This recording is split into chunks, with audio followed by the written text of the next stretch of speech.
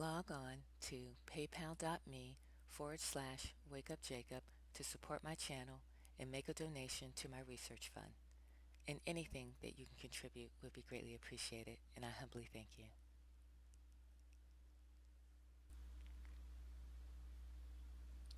Nahu Shalom. Welcome, family. So I wanted to pre-record this particular seminar for the upcoming Day of Rest for all of our brothers and sisters out there. Uh, I'm just going to get right into it without any delay. But what I would like to discuss in this particular lecture and presentation is the story of Cain. There's a lot of information that was removed from the original writings of our people, the historical records. And I would like to cover that today and kind of give you a better understanding of what really happened between Cain and what he did to his brother Abel, what actually happened, the real story. So again, I am just going to, get right to it, and let's get started.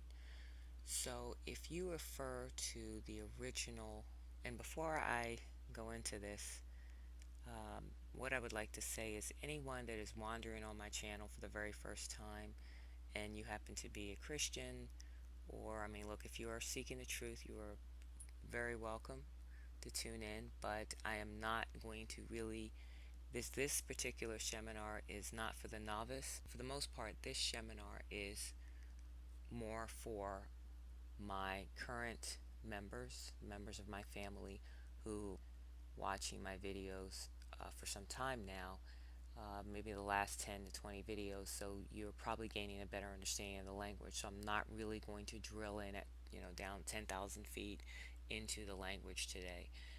So this is not, again, a video for the novice person. If you are just coming into my website and you don't understand the language, I would recommend maybe checking out maybe my last five videos.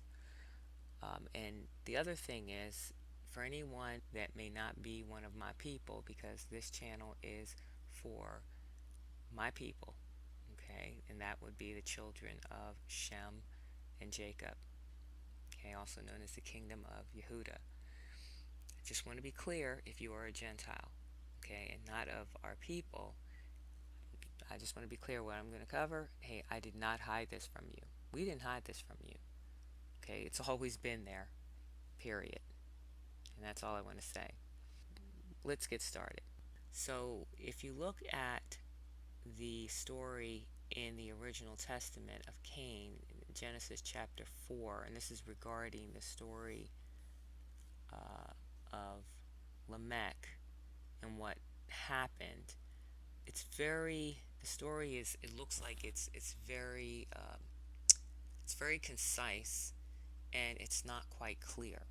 So I'm just going to read this. It says, Genesis chapter 4, verse 23, it says, And Lamech said unto his wives, Ada and Zillah, Hear my voice, ye wives of Lamech, hearken unto my speech, for I have slain a man to my wounding, and a young man to my hurt.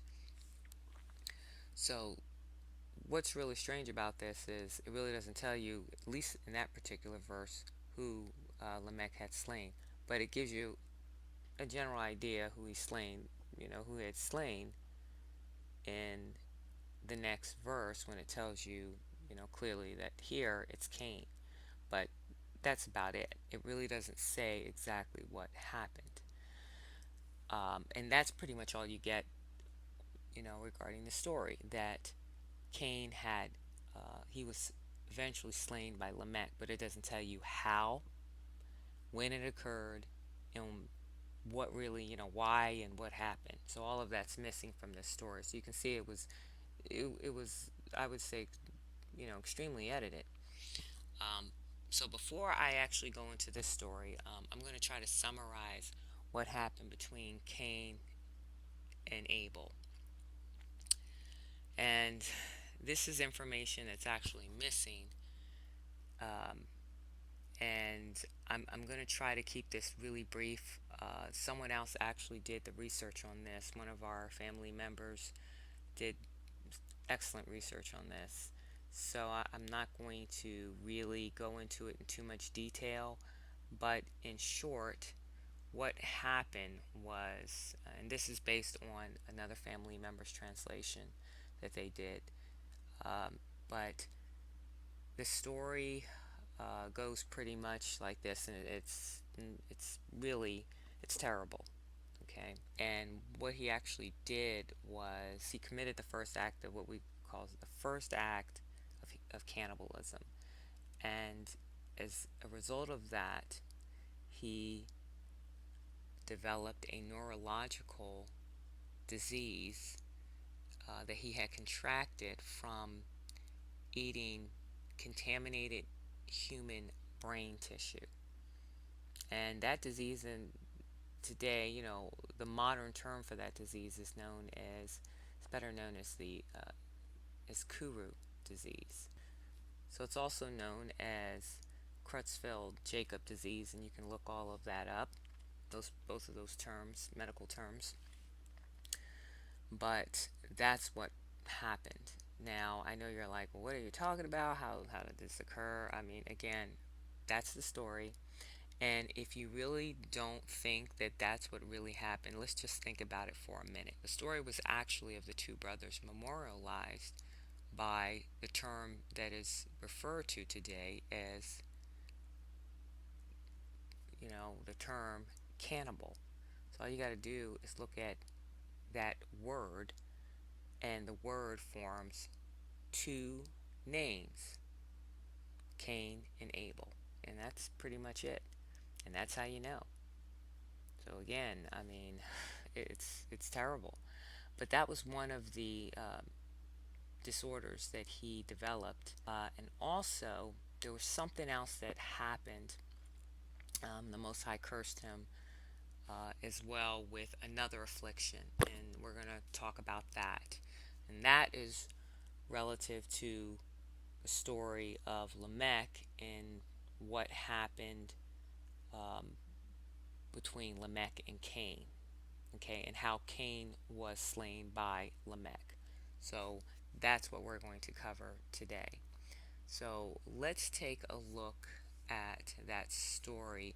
Now here's what's interesting. It's briefly mentioned here in the original testament of our people. But the story was also covered in another one of our historical records, and that is it's located in the book of Jasher, also known as the book of Yushar. So if we refer to the book of Yushar, and this is in chapter 2, verse 26, it says,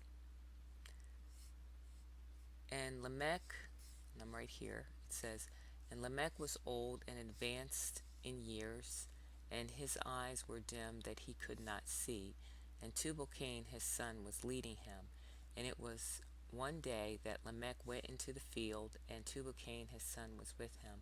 And whilst they were walking in the field, Cain the son of Adam advanced towards them, for Lamech was very old and could not see much, and Tubal-Cain his son was very young. And Tubal-Cain told his father to draw his bow, and with the arrows he smote Cain, who was yet far off, and he slew him. For he appeared to them to be an animal. And the arrows entered Cain's body, although he was distant from them, and he fell to the ground and died.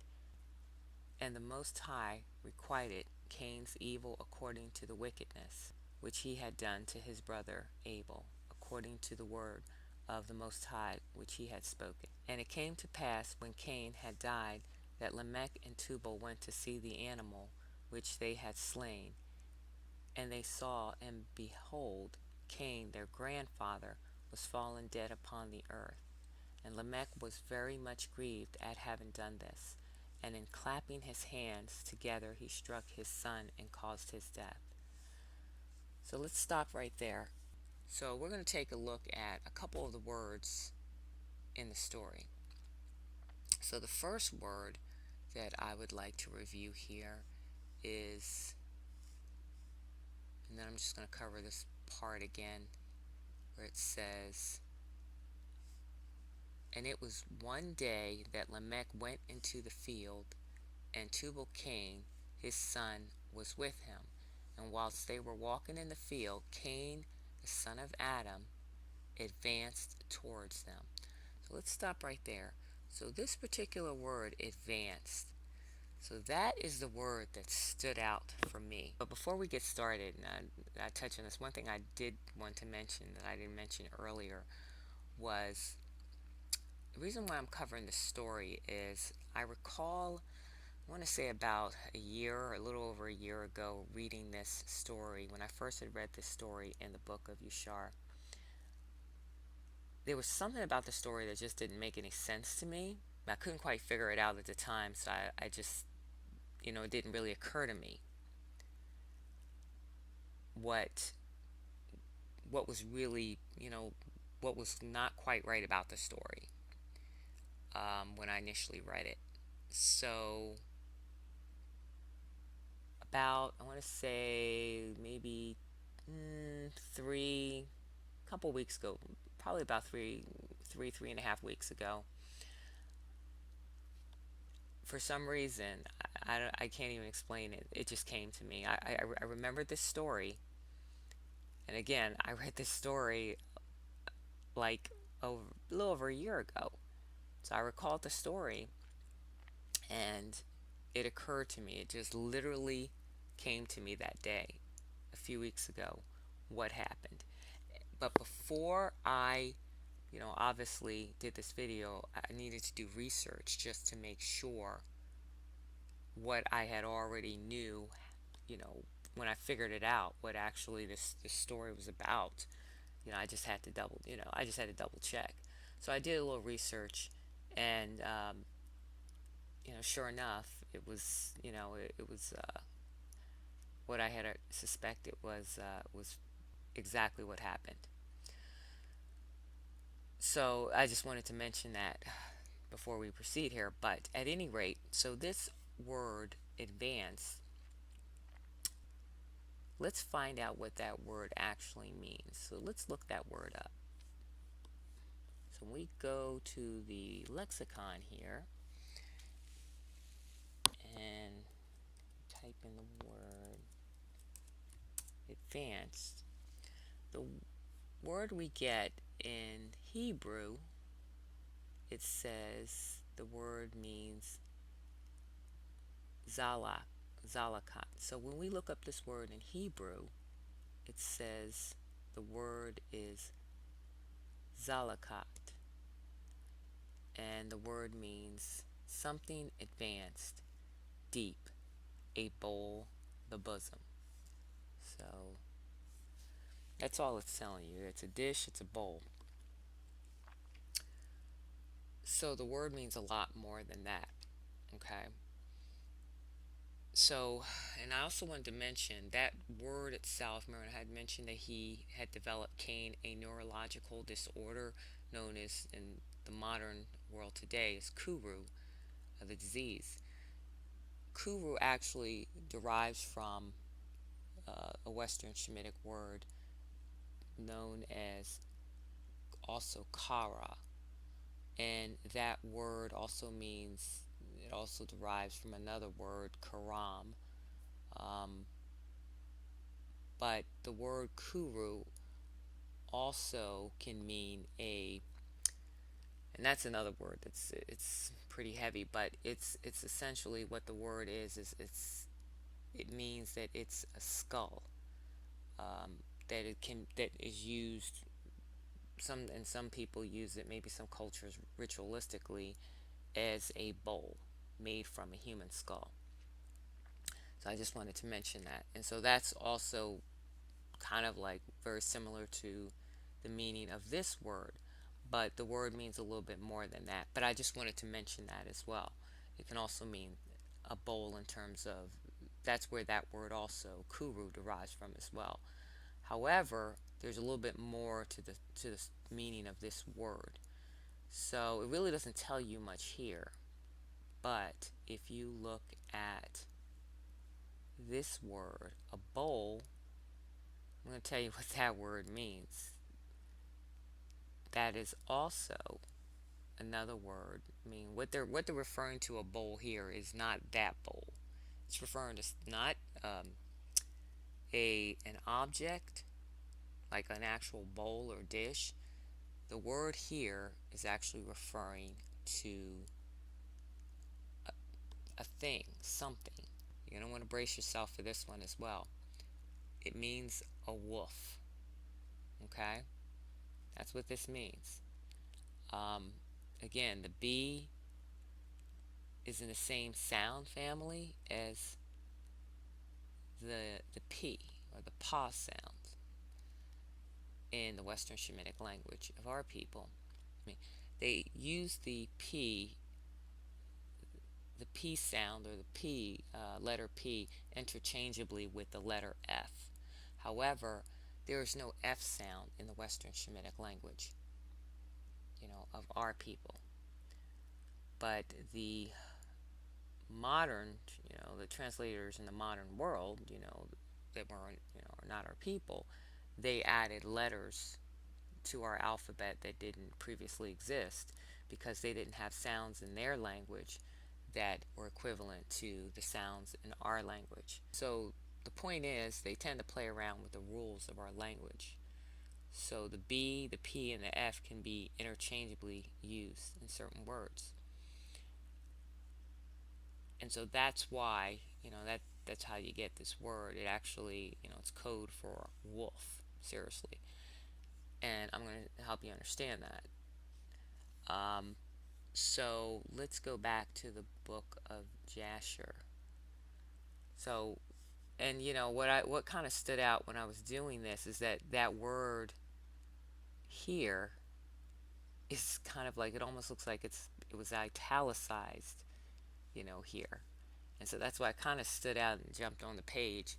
It kind of jumps out on the page, rather. So let's take a look at, because I know you're like, well, how can it mean a wolf? Well, I'm going to tell you why.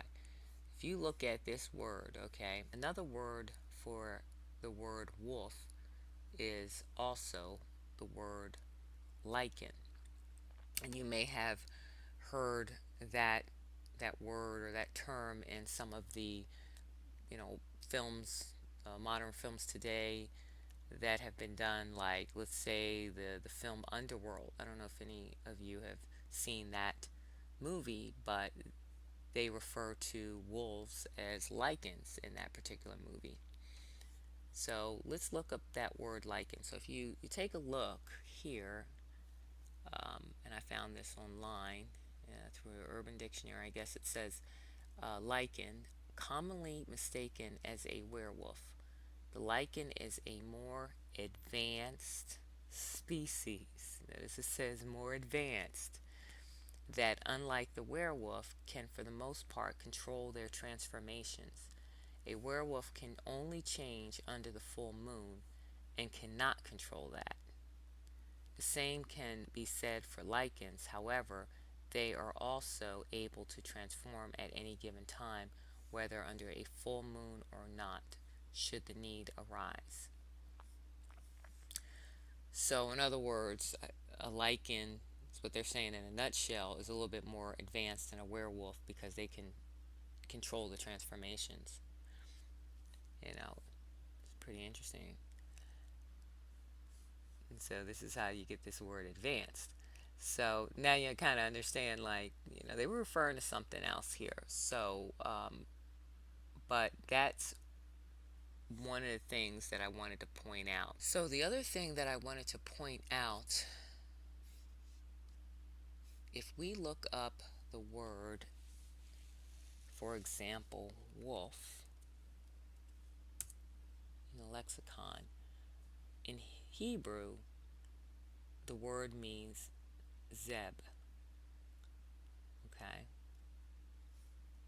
And so it doesn't give you a lot of information. It just tells you that it's a masculine noun from an unused root, meaning to be yellow.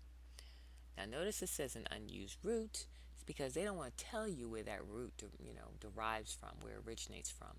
But it says meaning to be yellow. And that's all you get.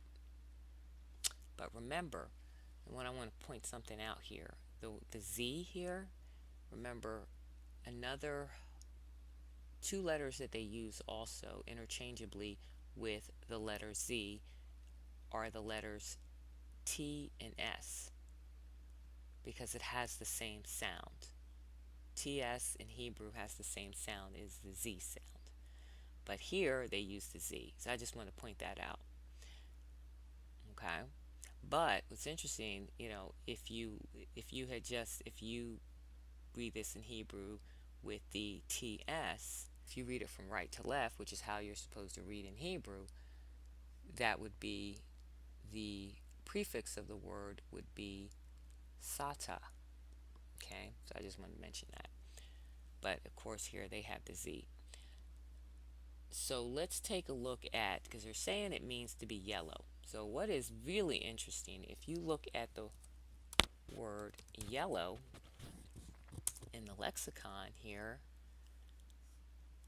it tells us that yellow is from the Hebrew word. It means in Hebrew yerakon, and it means paleness. The word means pale. Ironically enough, if we look up the word how in the Western Shemitic language, means yalala in the language of our people, which means to howl. Howl like a wolf. Okay? Now, interesting enough, that word in the short form of it they have here is yalal, as you can see. And that word yalal, in its short form, yalala, also means a howling, as in a howling of beasts. Beasts as in basata, because in English that's what the word means in Hebrew. It's where the word beast, it's where it derives from. It's a Hebrew word which, it means basata. Again, Sata, and you know who Sata is, right?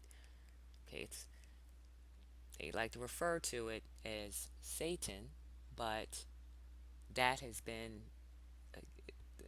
really, it's been something that has been indoctrinated in your way of thinking. It's something that was taught to, that word Satan was taught in the world of Christianity to make you think that the word really means an entity, or it means, the devil. But that's just one meaning for the word. It also means the devil's children, because it also refers to a people. And that's what they don't want you to know, which is important to understand. That's what basata really is, sata. So, and we've already talked about that. But this word yalala also, if you look at the root of that word, it is the same root for the word yellow. Y-L-L. Same root, because that's where the word yellow originates from, the Hebrew, or rather the Western Shemitic language of our people, yalala, which means howling, as in a howling of beasts, wailing.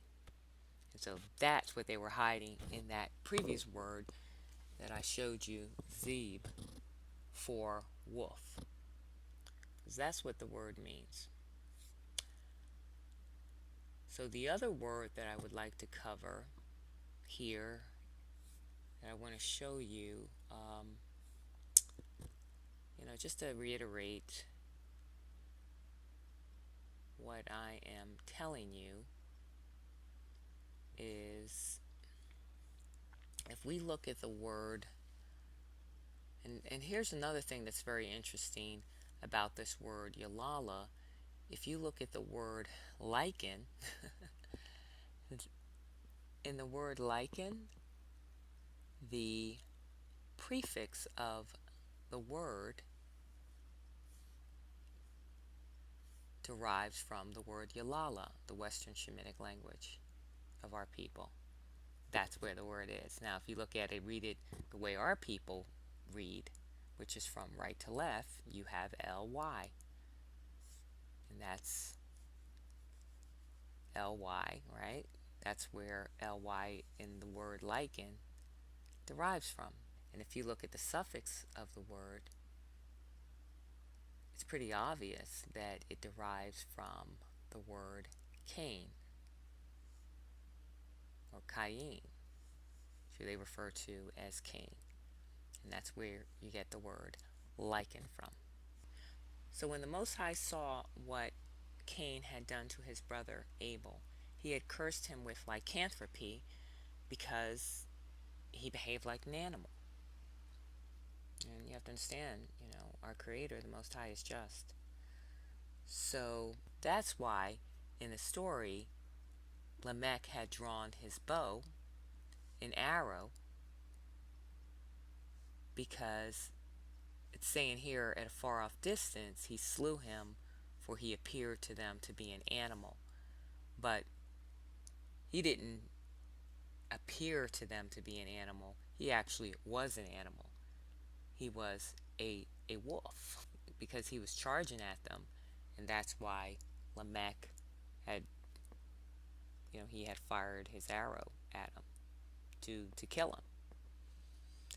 And so that's what happened. But in the story here, they're telling you that Lamech couldn't really see that well, but it doesn't make really a lot of sense, because his son, his younger son, Tubal-Cain, could see fine. So why would he tell his father to draw his bow if an animal wasn't, as in a wolf, wasn't charging at him? That's why. So now you kind of understand what really happened there. So here's another part of the story that doesn't add up that I would like to point out. It says here, and it came to pass when Cain had died that Lamech and Tubal went to see the animal which had, which they had slain. Notice it says, see the animal, as in the wolf, that they had slain. And they saw, and behold, Cain, their grandfather, was fallen dead upon the earth. And Lamech was very much grieved at having done this, and in clapping his hands together, he struck his son and caused his death. Now, he was grieved, but what doesn't make sense is, if he was grieved so much that he would clap his hands. How do you clap your hands together and kill someone, let alone your own son? So let's take a closer look at what really happened here. So if we look at verse 31, and Lamech was very much grieved. We look at this word grieved here. Let's look that up. So if we look that word up, it means kala, to be rubbed, worn, to be weak, sick, and afflicted. Make sick. And so let's take a closer look here. So in the translations here, it says diseased, infirmity, and it says sick. So it's telling you to be sick, but it also means to be wounded. Okay, so notice it says wounded. So what it's telling you here is that his son was afflicted by something, and as a result of that affliction, his father put him out of his misery, essentially. But why would his father, why would a father, harm his own son, or put his son put his son down out of his misery, if it wasn't, in this situation, something happened more than him just raising his hands out of grief, clapping his hands. It's because there was another reason behind it, and it was due to the affliction of Tubal-Cain, what actually happened.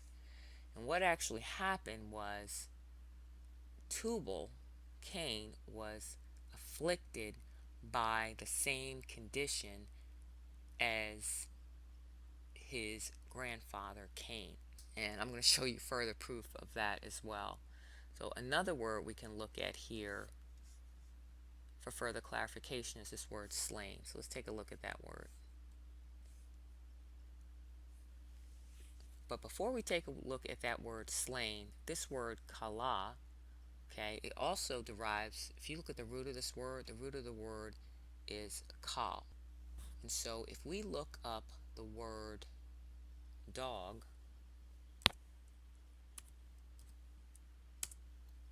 let's take a look at that word. We have in Hebrew the word dog means Caleb. And that word says it can mean dog or a male prostitute, but the word, if you look at this word Caleb, you have the same root as that word kala, which also means affliction. And another word for dog is the word canine, which derives from the name Cain. So if we also take a look at the word slain,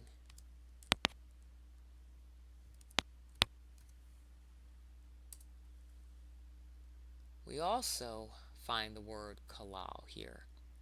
And notice it also means pierced and polluted, because his DNA was corrupted because as a result of him being afflicted by lycanthropy. His father had to put him out of his misery, and that's why he was slain by his father, unfortunately.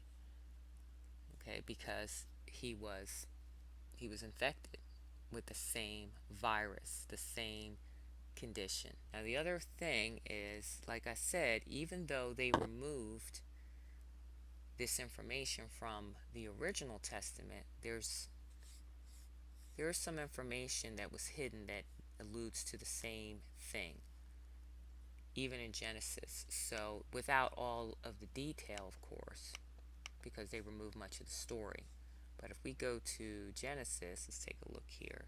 So it says and this is the part of the story when our Creator found out when he saw what Cain had done. It says here, chapter 4, verse 12, "When thou tillest the ground, it shall not henceforth yield unto thee her strength. A fugitive and a vagabond shall thou be in the earth." So rather, if we look up the word vagabond, that word in Hebrew is nude. In the Western Shemitic, that would be nuda. And what it's telling you here that the word means is, notice it says, to shake, waver, wander, move to and fro, show grief, to cause to wander aimlessly. And then it says here, to make a wagging, wag with the head. Now, I don't know about you, but when you think of the word wag or wagging, okay, obviously, there's several applications for it, but typically, what wags? Usually when you think of the word wag, you usually think of the wag as in a wagging of a dog's tail, right?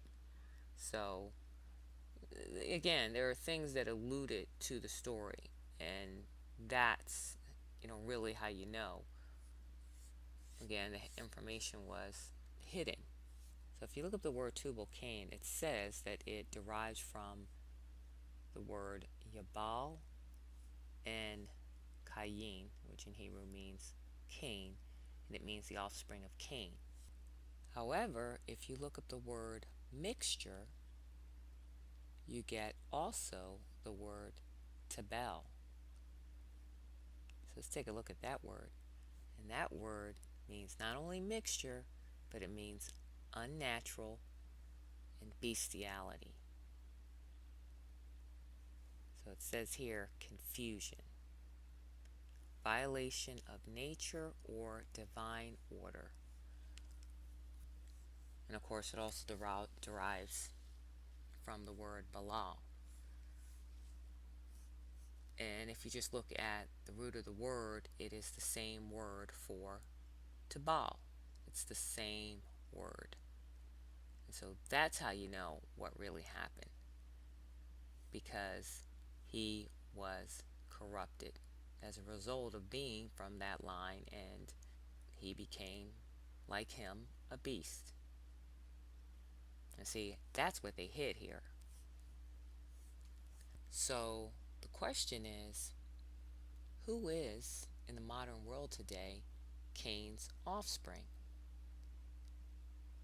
And where does Cain's offspring reside?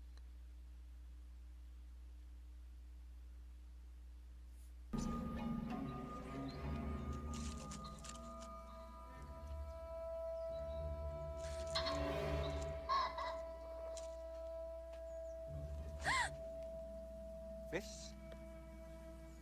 Where did you spring from? did I scare you? I am sorry. At least you got your clothes on. Huntsman, are you? Lost your horse? Lost my horse and lost my companions, young lady. And lost your way, too. I do believe I just found it. I say, do you think you could spare me a drink out of that? Well, I would, but it's for my granny. I know the very place up the way for a picnic.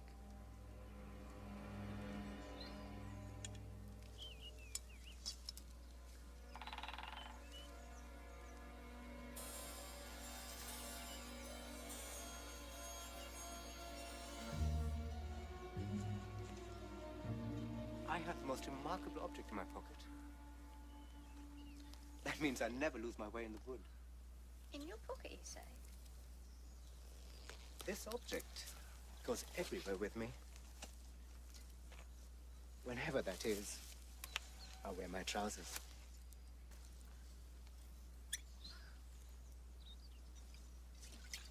Don't you know how strong that stuff is? A man in our village keeps it still. He's the reddest nose you ever saw. He tells lies, too. Like you. I don't believe there is such a thing.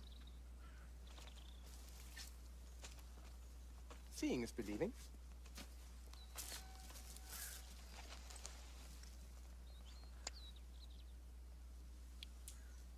The little needle always points north, no matter where I go.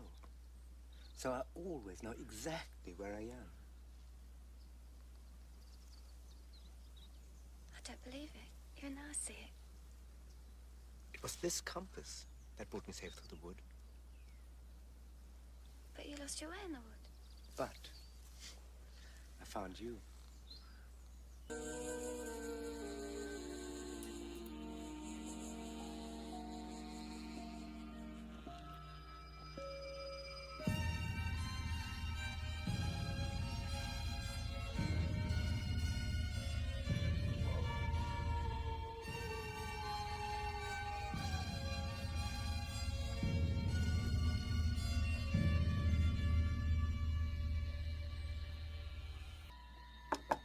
Who's there? Only your granddaughter. Lift up the latch and walk in. So, you got here before me. Just as you said you would. I did. Where's my granny? Gone out to the woodpile to fetch more logs. A real gentleman would never let an old lady go out. Not on a night like this. She won't be long.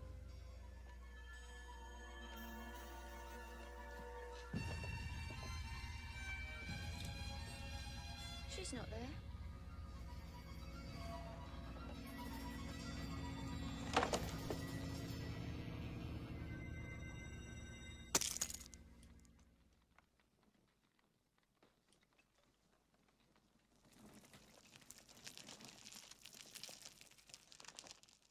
Is that all you left of her?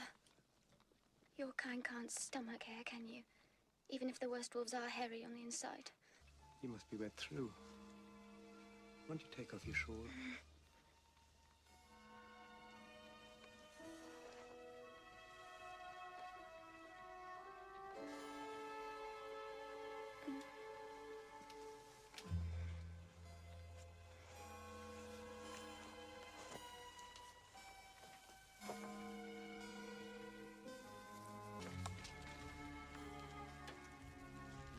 Your kind can't stomach clothes either.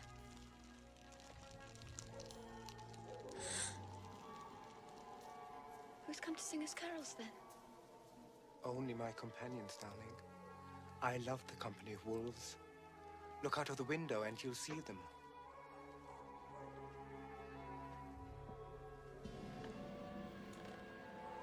Poor creatures. It's freezing cold out there. No wonder they howl so.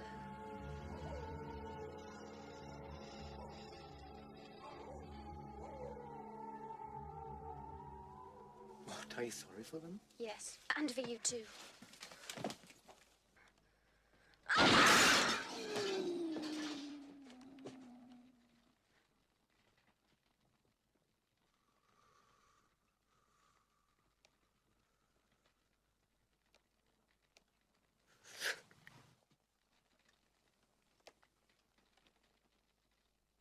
You are kind. Or they're kind. Not one nor the other. Both. Then where do you live? In our world or theirs? I come and go between them. My home is nowhere. Are you only a man when you dress like one? Like Granny said.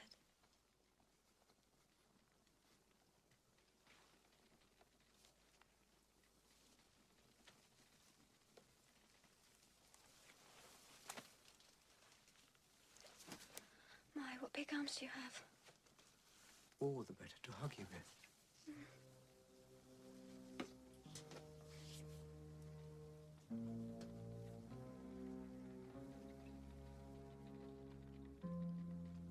Well, perhaps.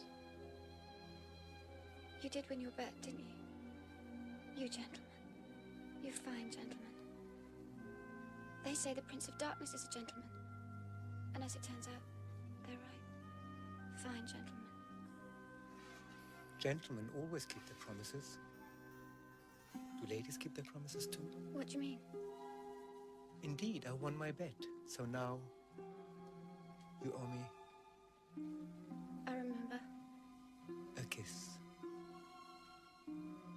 Will you be honorable and pay me? Or will you not?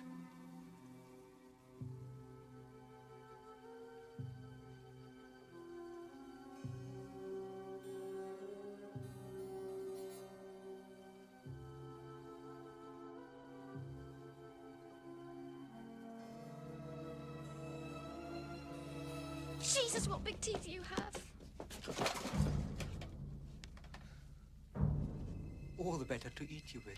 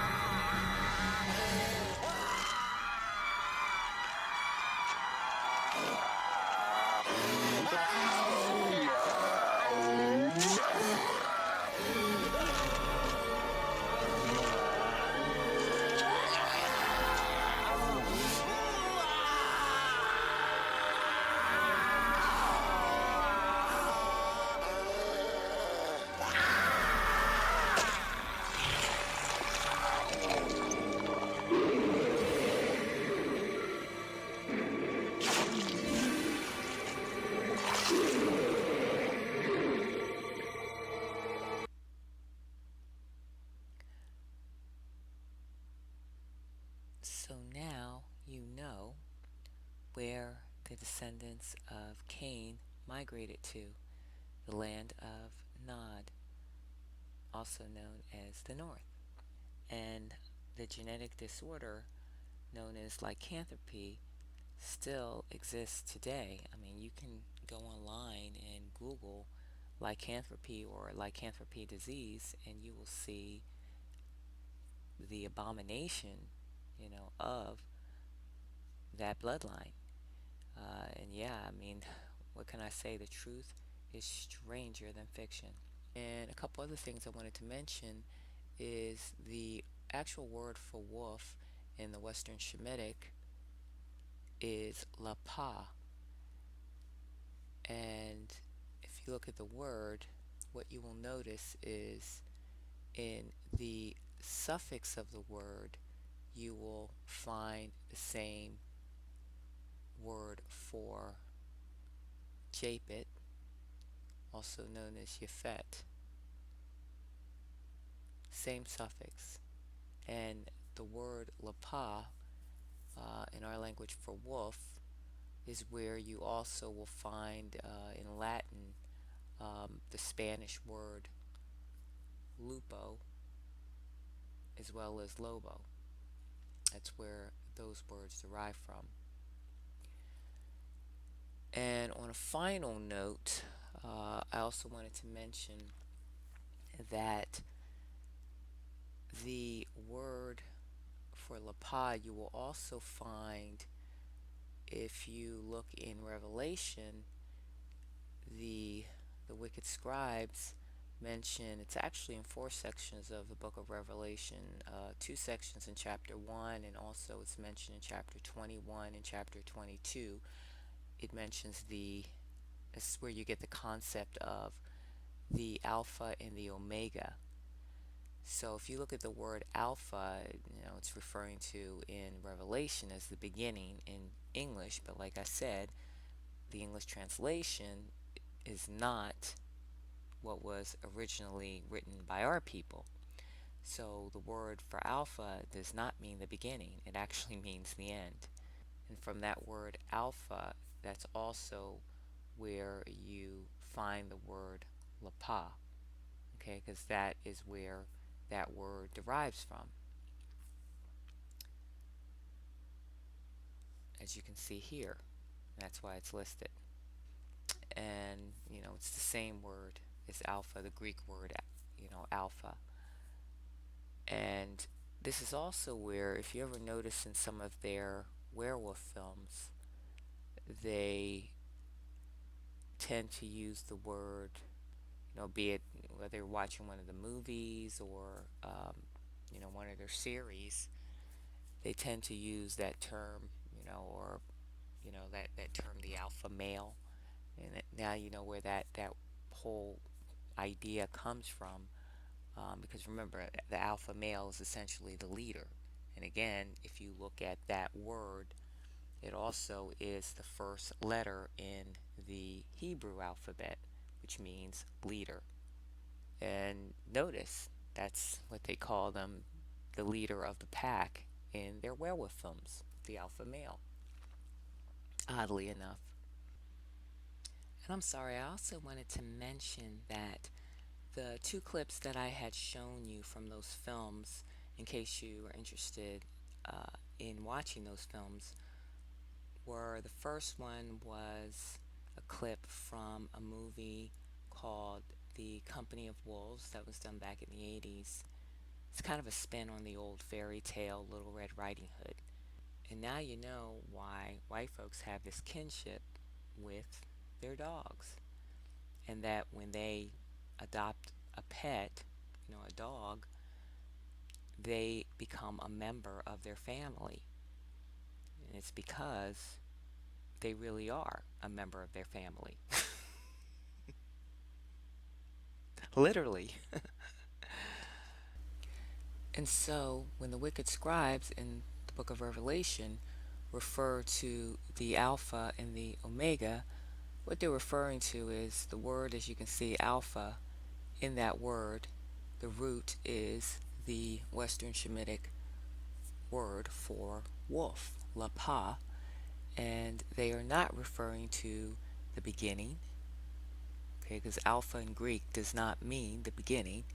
It means exactly what I've told you. It means wolf, as in, now you know, alpha is not the beginning. What alpha is essentially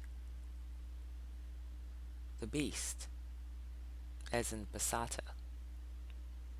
And that's what they are referring to. So that is pretty much the conclusion of my presentation. And on a final note, as I had mentioned in the intro of my video, that as you can see, I have heard the feedback from many of my family members that had written in, regarding some sound qualities of some of my older videos and things like that. So as you can see, I've made quite a few upgrades to my channel and my videos. And what I do takes a ton of research, and I mean countless hours. It's a lot of work to put together these videos. And again, anything, brothers and sisters, that you can contribute to my channel and the research would be greatly appreciated. So that's it. Please share and subscribe, and thank you so much for tuning in, and may the Most High continue to guide you and prosper you. Shalom.